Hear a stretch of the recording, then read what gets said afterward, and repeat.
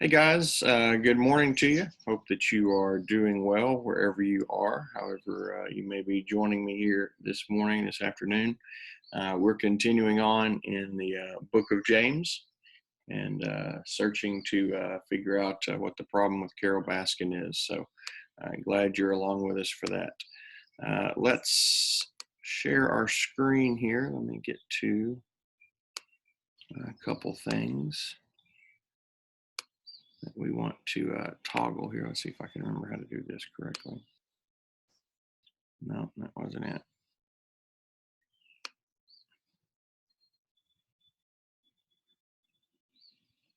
I'm going to go halvesies.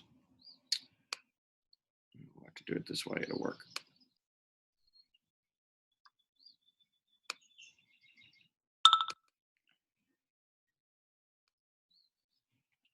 There we go. Okay. We are in this chapter 2 here of James. We said that yesterday,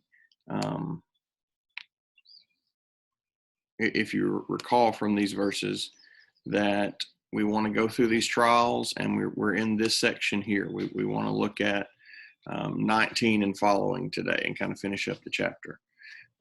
The anger of man does not achieve the righteousness of God, putting aside all filthiness and all remnants of wickedness, this sort of thing. And we're asking ourselves the question, how does our walk and our talk match up with each other? Oh, here's what I can do. I can share that. There we go. Hopefully you guys can see both of those now. How do these things go together? And we mentioned yesterday that our walk and our talk, man, that they are just so connected. Like you can't say one thing and do something else. You guys know people who do that, and you know the difficulty that brings. And so we looked at verse 19 and 20 yesterday, the talk. And now we want to talk about our walk. So in verse 21, therefore, because of those things, putting aside these things, receive the word implanted, which saves your soul. And he tells us how to receive it. He tells us to receive it in meekness, realizing that, hey, we don't know what's going on. We don't know how these things should happen. We don't know everything about faith and this sort of thing. We need to hear it from God. We need to get our cues and our direction from the Word of God, not from ourselves. And we can't bring about these ideas ourselves. Our ability to do that sort of thing only comes from the Word of God. I mean, that's the only place that we can know how to do this sort of thing.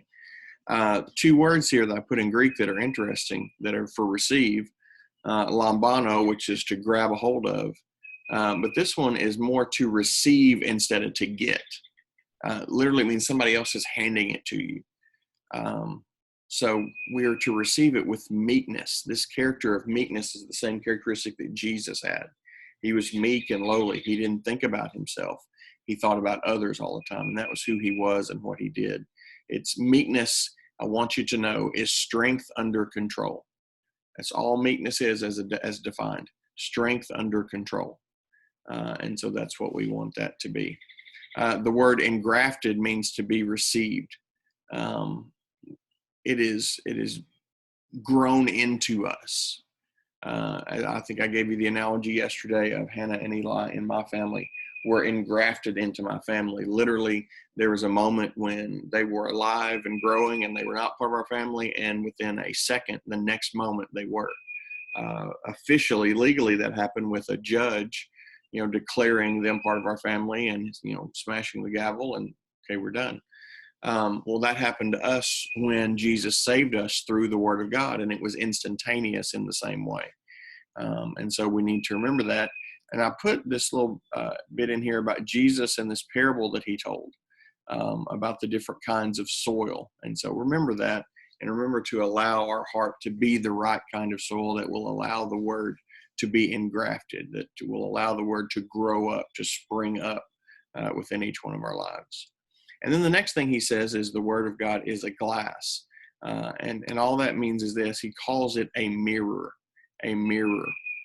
It looks at us, or we look at it and it looks back to us. He says, if anyone is a hearer of the word and not a doer, He is like a man who looks at his face in the mirror. Once he has looked at himself and gone away, he has immediately forgotten what kind of person he was. But one who looks intently at the perfect law, the law of liberty, and abides by it, not having become a forgetful hearer, but an effectual doer, this man will be blessed in what he does. Okay? The Bible reads you as you read it. There are two words for looking. The first one's in verse 23, beholdeth, or just looks in the New American Standard or the NIV or the ESV. One might call this the Fonzie look. I love that show, Happy Days. Some of y'all may not get that reference at all. But Fonzie would look in the mirror all the time. Like that was kind of that was a running gag on the show, is he would always look at himself and say, hey, he thought he looked great all the time. But the second word is to stoop down. It's used in the Gospel of John when John gets to the tomb and Jesus isn't there, and he looks down at the place where he was laying, and he's like trying to find anything. Where in the world did Jesus go? He's really looking closely at it. And that's what verse 25 says, one who looks intently. So I'm not talking about, all right, I read a verse, I'm done. We're talking about really looking at the text, okay? And that's where our assignment's going to come from today, this idea of really looking at the text, okay? Digging into it. And that's what I hope I've gotten you guys to see through hermeneutics, is that I want y'all to be able to do that, to really look deeply into the word. And here's why. The idea is to be a doer of the word. And you can't be a doer of the word unless you really understand it, unless you are really deeply into it. It's not a glance. It is a deep look. A glance at it, an instantaneous look, might be enough to save us. If we hear the word and I'll get it and get saved. But the only way we're going to be sanctified, the only way we're going to become more and more like Jesus, is to gaze at the word, to get deeply into it. Okay?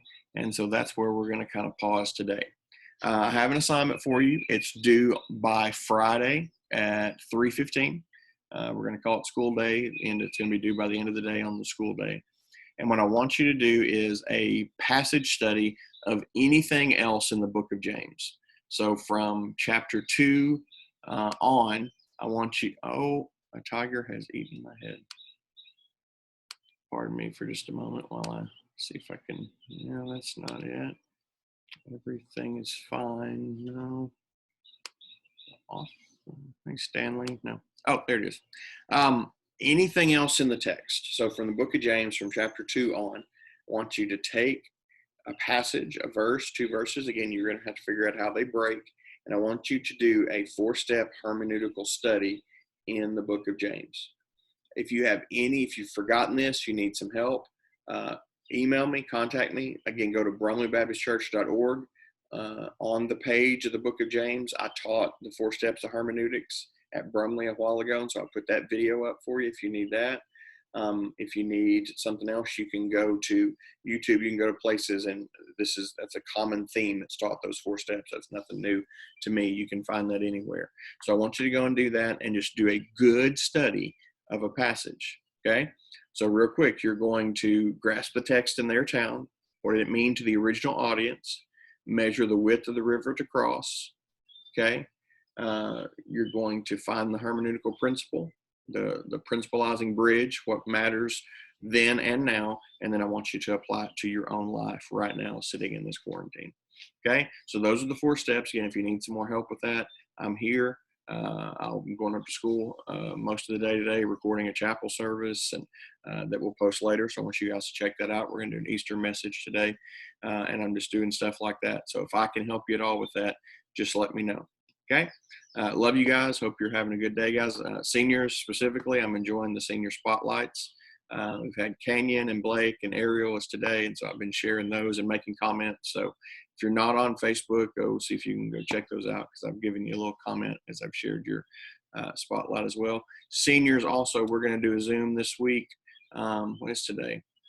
I literally have no idea. Wednesday?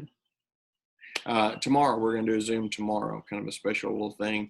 I sent you an email about that. I'll send it out again before tomorrow. I think it's at 1 o'clock or something like that. I want you to come and hang out with me for a few minutes, something I want to do with you guys. Okay? Love y'all. Hope you have a good and godly day. Go serve your King.